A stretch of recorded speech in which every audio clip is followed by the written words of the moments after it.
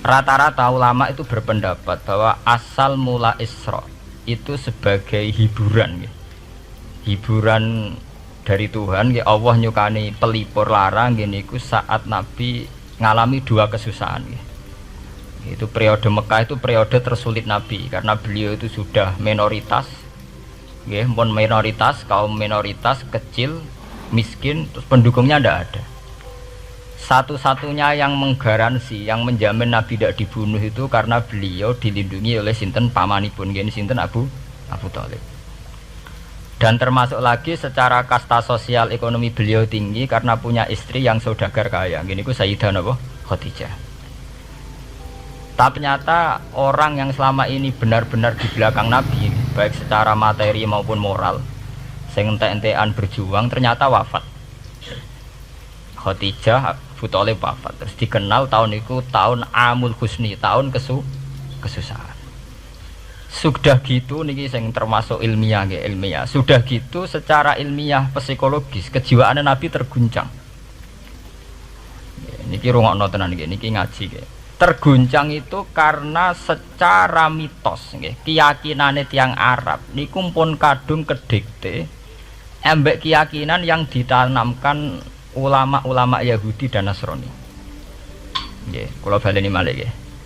Kafir Mekah itu orang-orang bodoh, orang-orang enggak terpelajar. Mereka itu punya satu mitos, satu keyakinan yang ditanamkan oleh tokoh-tokoh intelektual Yahudi maupun Nasrani. Apa keyakinan itu? Bahwa kenabian itu yang paling mungkin kalau orang itu dari turunan Bani Israel. Orang mungkin Nabi kok ora turunane wong Yahudi utawa wong Nasrani. Sehingga ketika Nabi mendakwahkan diri sebagai Nabi, mereka bilang antakulu innama unzilal kitabu ala ta'ifataini min qablina.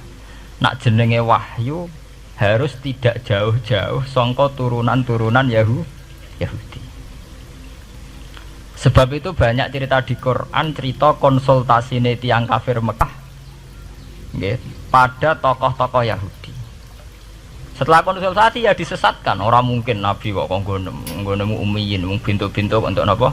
Wahyu. Padha-padha dadi nabi rak kita, ora Muhammad. Ini kalau cerita sejarah gitu.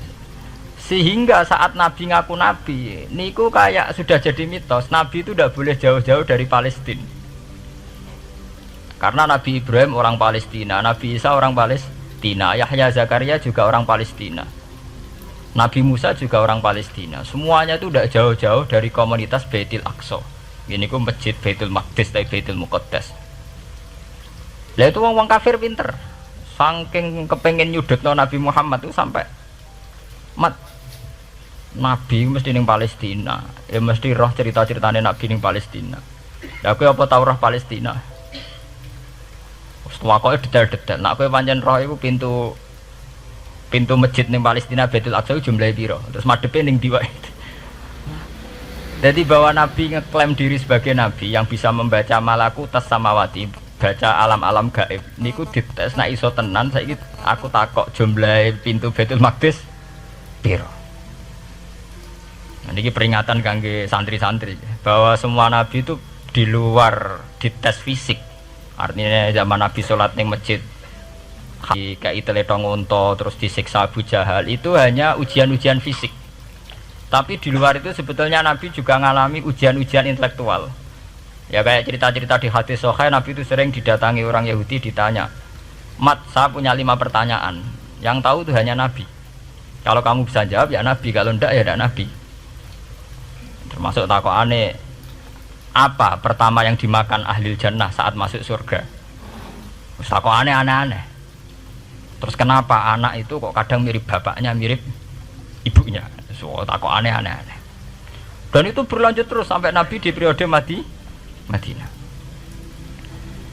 Nah sebab itu Nabi itu secara intelektual itu diasah Tuhan lewat proses Isra, di mana Nabi saat itu secara fasih bisa menjawab jumlah pintu Masjid Aqsa sekian. Perilaku Nabi Musa begini, wajahnya Nabi Musa begini, wajahnya Nabi Ibrahim begini.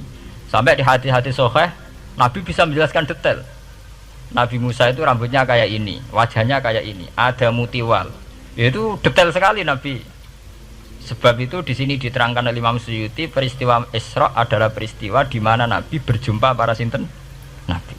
Itu asal usulnya kenapa? Karena sudah kayak menjadi mitos Nabi itu tidak boleh jauh-jauh dari tradisi Yahudi, tradisi Palestina. Paham ben sampean